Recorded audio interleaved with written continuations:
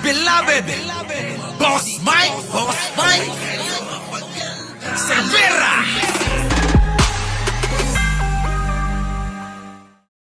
Eto, tignan nyo si Attorney Vic. Mga kababayan ko, ano sabi rito?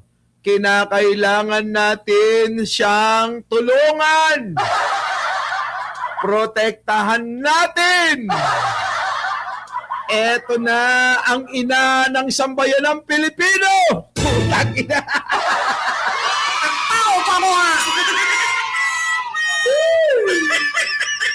Attorney Vic, ano na nangyayari sa'yo? Ha? Malaki na pinagbago mo mula nang napunta ka kay Sara, no? Biruin mo, sabihin niya dito, mga kababayan ko, ito na ang ina ng sambayan ng Pilipino. Oo, sige, pagbigyan natin. Pero, ina na nangging walang silbi sa mga anak neto. Di po ba? Oo. Aba, may halin tulad ninyo sa ina na na walang silbi sa mga sariling anak. Pinapabayaan, nandoon mga kababayan, ha? Nandoon sa may, Bukawi, Harbay. O kaya mga kababayan, nasa pasyalan. Naghahanap ng kung ano-anong mga kaligayahan. Yun, yung nanay na sinasabi nito. Nanay daw ng sambayan ng Pilipino, pero wala namang ginawa kahit ano. Di ba mga kababayan ko? Oo, lapad-lapad ng noo mo. Hindi ako nagnakaw.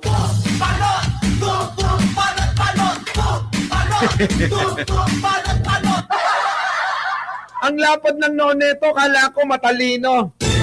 Biruin mo, sabihin mo, ito na ang ina ng sambayan ng Pilipino. Kahit paikot-ikutin mo yung bumbunan mo, ibaliktad mo man yung, yaang noo mo.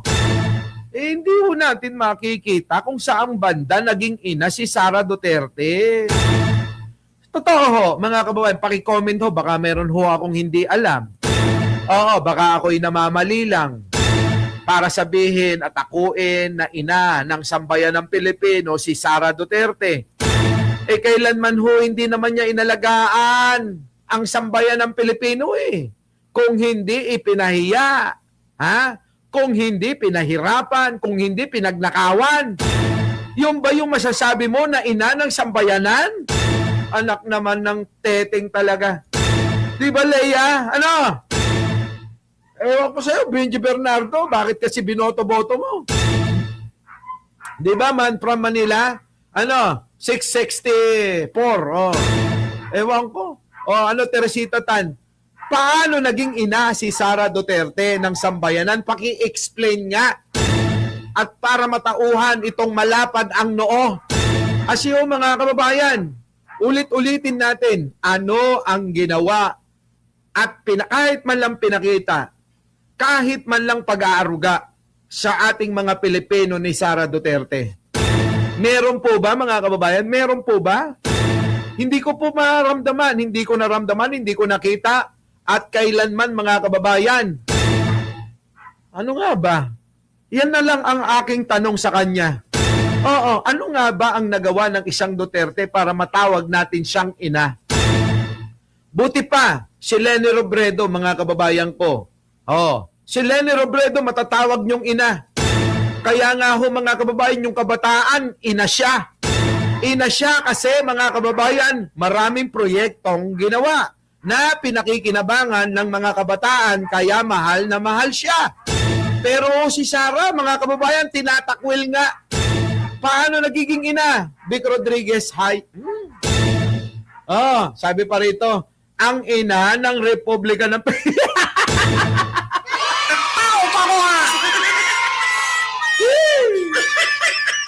Ang sakit sa ulo, mga kababayan ko. Ang ina daw ng Republika ng sambayan, ang ina ng Republika ng Pilipinas daw.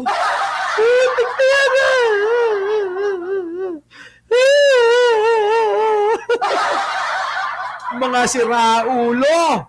Oy! Mga siraulo na tong mga to. Sa totoo lang biruin nyo, sabihin, ayan sambayan ng Pilipino. Ina ng sambayan ng Pilipino, ang ina ng Republika ng Pilipinas, ang ilaw ng ating... Ay! Oy! Oy, buti pa yung nanay ko, inaruga ako. Para sabihin mo, ang ilaw ng tahanan, nanay talaga. Ay! Grabe mga kababayan ko, iba na talaga tama ng mga DDS, ano? Kaya alam nyo, kung ayaw nyo maging loko-loko, huwag kayong sasama sa mga to. Sa totoo lang mga kababayan ko, pag sumama kayo rito, masisira rin ang ulo nyo. Tignan nyo ho, ito si Vic Rodriguez, oh, nasira ulo. Grabe, matindi talaga mga kababayan, matindi. Ewan ko ha, mga kababayan, kung sumasang-ayon kayo, baka naman sumasang-ayon kayo at meron kayong sariling dahilan, di sige na, pakilapag naman dyan kung ano yung inyong mga katwiran dahilan na hindi namin nalalaman. Baka naman nga pala, oo, si Sara ay minahal talaga yung sambayanan. Kasi ang natatandaan ko, pinapahiya niyan. Pumupunta kung saan-saan para ipahiya yung sarili nating bayan, sarili nating mga pinagmamalaki. Ultimo yung San Juanico Bridge nga, siniraan. Sabi Eka mga kababayan, hindi mo yan hindi yan tourist spot Eka. Habang nag-aalatsaki yung muka. Oh! Sabihin ba naman ni Sara yon, hindi yan tourist spot habang nag-aalatsaki yung mukha niya. Di ba? Oh, tignan nyo ho mga kababayan ko, ewan ko na lang Vic Rodriguez. Mukhang malaki yung nawala sa iyo Kaya talagang desperado na. Ang ilaw ng ating tahanan, Inday Sara, the president. Hindi pa man din president mga kababayan, ginagawa niya ng president. Bakit? Bibigyan ka ba ng gusto mong posisyon pag nanalo si Sara? Ewan ko. Isa pa, mga kababayan ko. Eto pa, ayan, Ayan. Ang mga nang-api sa kanya, ang tinutukoy si BP Sara. Plus the fact na kinidnap ang kanyang ama. Tignan na. Sa totoo lang mga kababayan, dahil babae naman, ayoko nang mag-talk. I-describe nyo nga ho mga kababayan sa isang salita lang itong babae na to. Paki-describe lang ho. Ano ang masasabi nyo sa babae na to? Ito po mga kababayan yung nagsabi na mayroon siyang USB na eleksyon na, hindi pa rin natin nakikita yung USB niya. Sige nga ho, paki nga ho. Paki-comment. Isang salita lang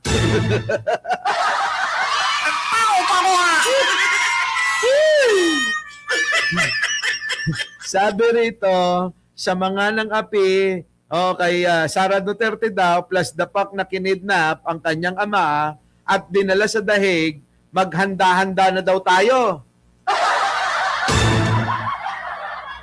Ay nako mga kababayan ko, alam nyo itong mga ito, sa totoo lang, walang kapag-apag-asa.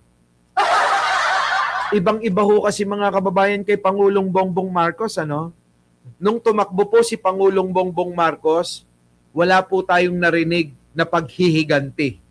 Kahit pa ganun ang ginawa sa kanila Kahit ganun ang ginawa kay Apo Lakay, hindi ho natin nakaringgan si Pangulong Bongbong Marcos na gumanti. Bagkos, lahat mga kababayan ng mga nakagawa ng kasalanan sa kanila, kanya hong pinagpasa Diyos. Pinatawad at ngayon nga mga kababayan, kasama pa Diba? Maraming mga dilawan mga kababayan ang kasakasama ni Pangulo. Kasi ang katwiran ni Pangulo, walang kulay-kulay rito.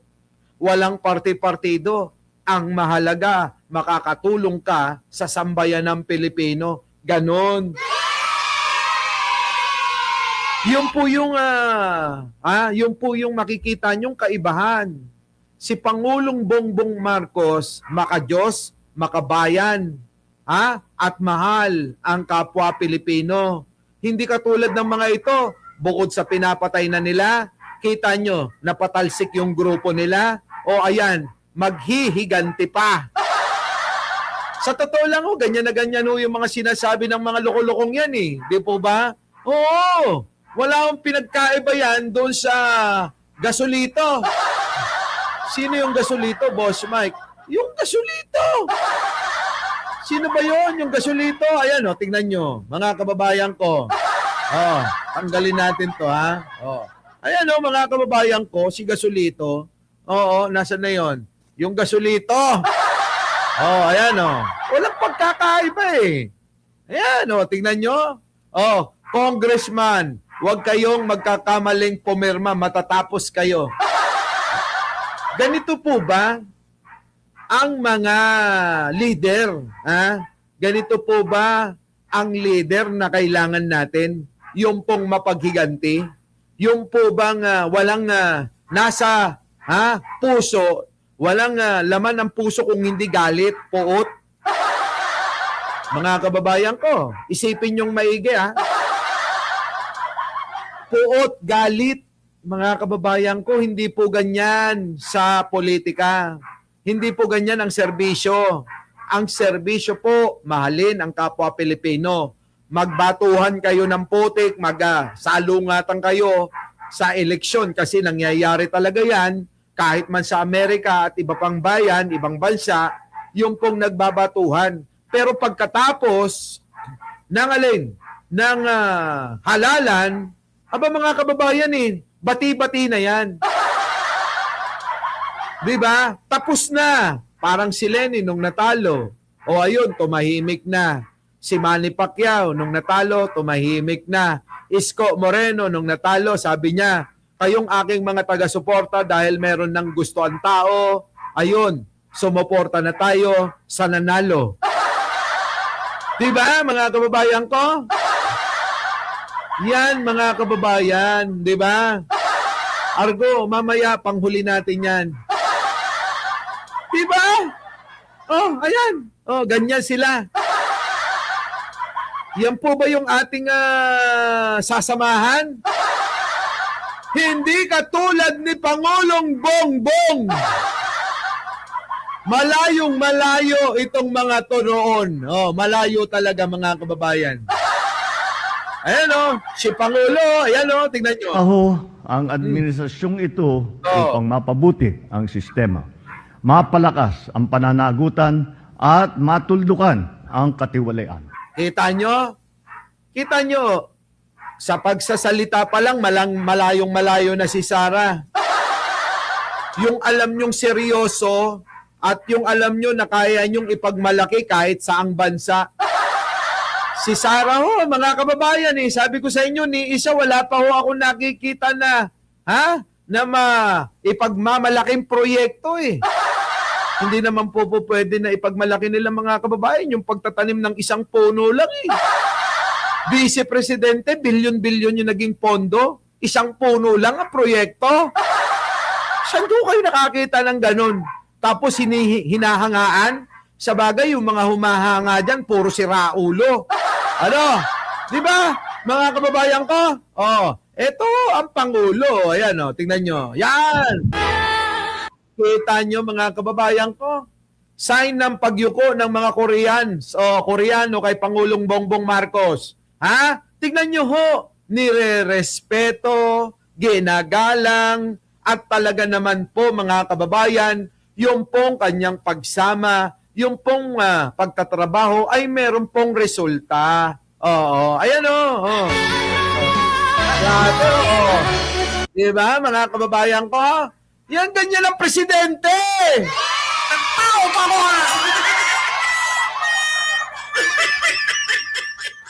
eto, mga kababayan hindi pa ho yan major project niya Pero mga kababayan, hinahangaan, nire-respeto ng mga ibang lahi.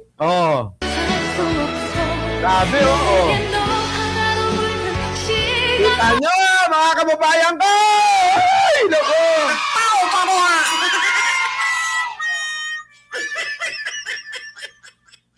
sasabihin nyo na. Siguro naman ngayon makakapagsabi na ho kayo kung sino talaga matino at saka si Raulo. Sasabihin pa ng mga bobot tanga. tayo daw ho yung mga kababayan bangag kaya hindi daw natin na sinusuportahan si Sara. Hey, bangag ka kasi kaya ayaw mo kay Sara.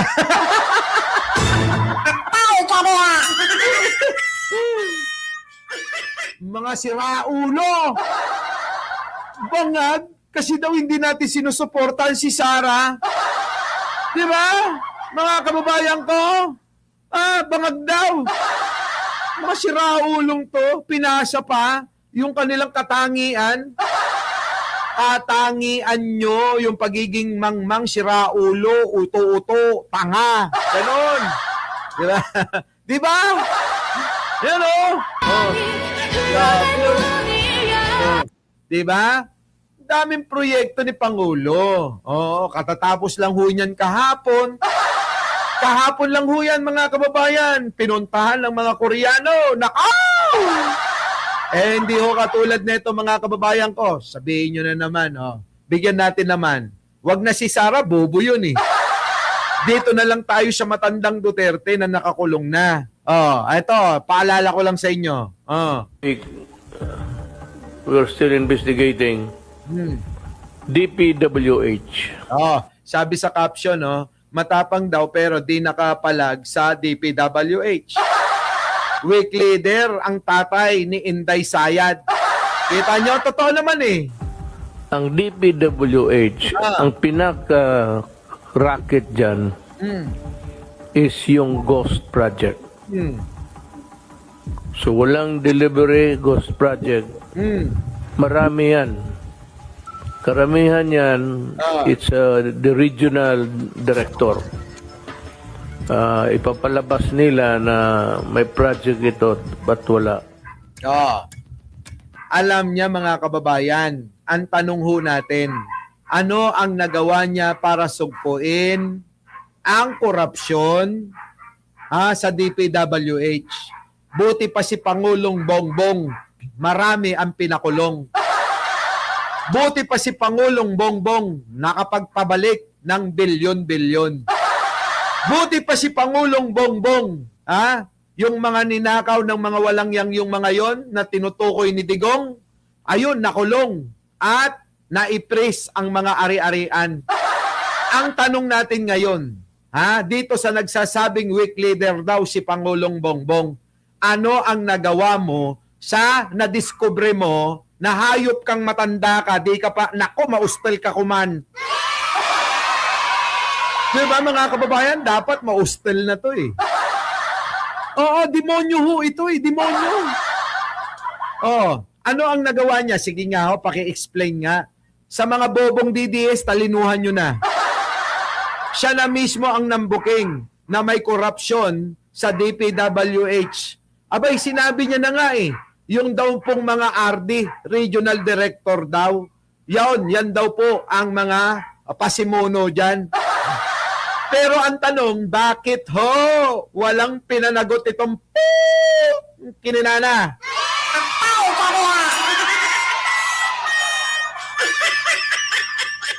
Diba? Samantalang galit na galit yung mga tanga. Galit na galit yung mga tanga at mangmang kay Pangulong Bongbong. Kita nyo, dahil daw wala naman daw ganong issue noon. Paano? Mukhang binata lahat ni Digong yung mga magnanakaw noon. Kaya ngayon ang Pangulo, hindi niya kinonsinti yun. Kaya ibinunyag niya, nalaman natin, namulat tayo sa katotohanan, na meron palang gawain talaga na pagnanakaw sa kaban ng bayan sa pamamagitan ng mga proyekto na may kinalaman sa mga building, eskwelahan, pati mga kalsada at lalong-lalo na flood control. Binunyag na niya pero walang hinuli kahit isa. Di ba kayo nagtataka? Ulitin ko lang. Lapit kayo mga DDS, lapit kayo. Lapit! Binunyag na ni Digong pero wala man lang napakulong kahit isa. Sige nga, hindi nyo ba naisip? Ang korupsyon nung panahon ni Digong ay sobrang lala. Yan lang ang masasabi ko mga kababayan at meron pa tayong patunay.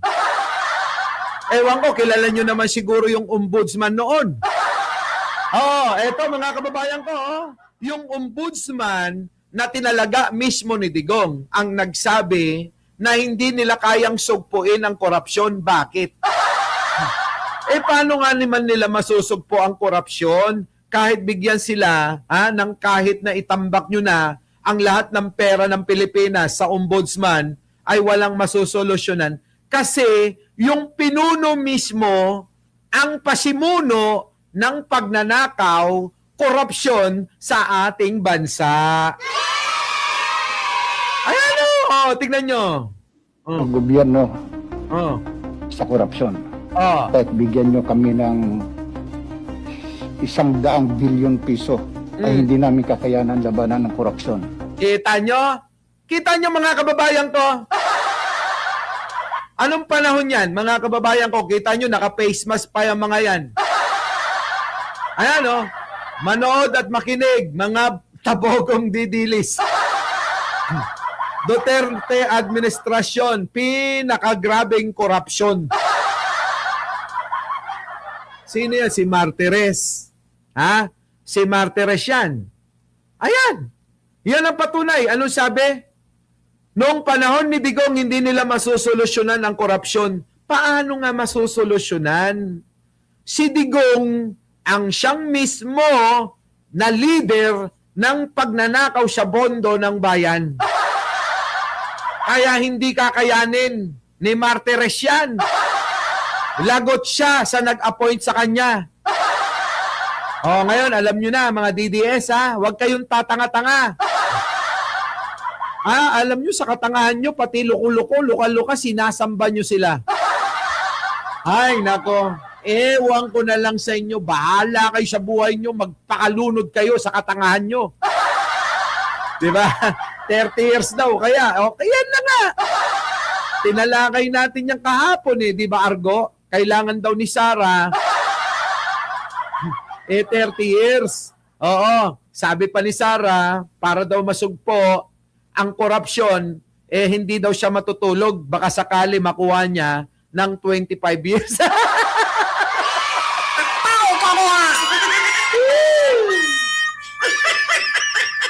Sakit sa ulo ni Sara. Sakit sa ulo. Mga kababayan, sakit sa ulo. Biruin nyo yun. Hindi kaya ng 6 years yan. Kasi, ilang taon ang kailangan daw 30 years. Kung hindi daw siya matutulog, baka pwedeng 25 years. Putik na yan. Ang sa akin naman, ang katwiran natin, bakit pa tayo magpapalit ng presidente? Isasapalaran pa natin yung pong pagiging presidente ni Pangulong Bongbong. Di wag na tayo magpalit. Kung 30 years pa lang kailangan, di meron pang meron pa hong 27 years si Pangulong natitira. Siguro ituloy-tuloy na ni Pangulo yan hanggang kaya niya. At sa panahon na yun siguro, mga kababayan ko, baka pwede nang pumalit si Sandro. Diba? Ituloy-tuloy na lang. Yung pala kailangan pala 30 years para mabago At kayong mga DDS, galing na mismo to sa bunganga ni Sara Duterte na 30 years kailangan para masaayos ang bansa natin. Naisip nyo kaya huwag kayong magre-reklamo, 3 taon pa lang ang Pangulo, mga na nyo.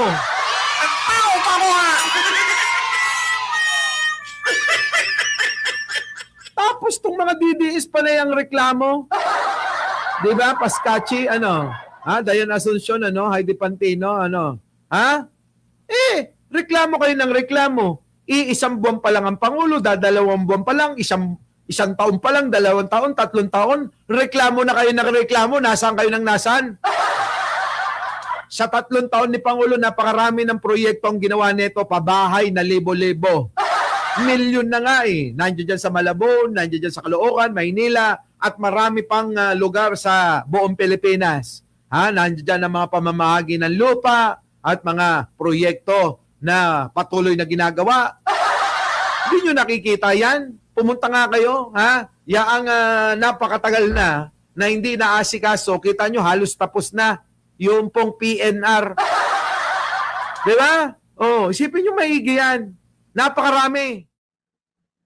Our beloved Boss Mike Cervera.